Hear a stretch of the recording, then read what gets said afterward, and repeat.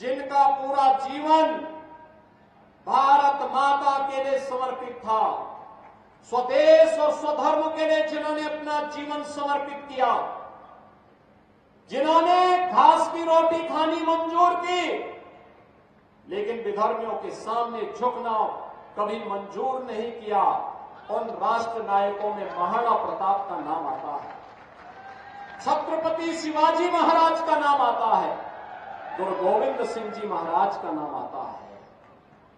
बहनों और भाइयों, स्वतंत्र भारत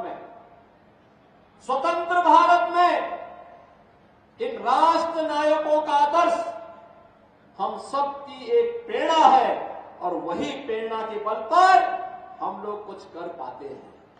और इसीलिए हम कहना चाहते हैं बहनों और भाइयों, इन राष्ट्र नायकों का सम्मान हर हाल में होना चाहिए।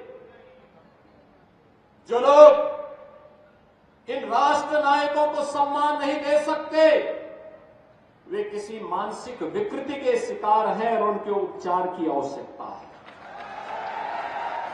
उनको व्यापक उपचार की आवश्यकता है, क्योंकि राष्ट्र नायकों का सम्मान के बगैर वर्तमान पीढ़ी आगे नहीं बढ़ सकती, उनको एक नई प्रेरणा प्राप्त नहीं हो सकती। वर्तमान पीढ़ी को प्रेरणा प्राप्त होती है महापुरुषों के जीवन चरित्र से, उनके व्यक्तित्व और कृतित्व से। और महाराणा प्रताप ने अपने जीवन कालखंड में ही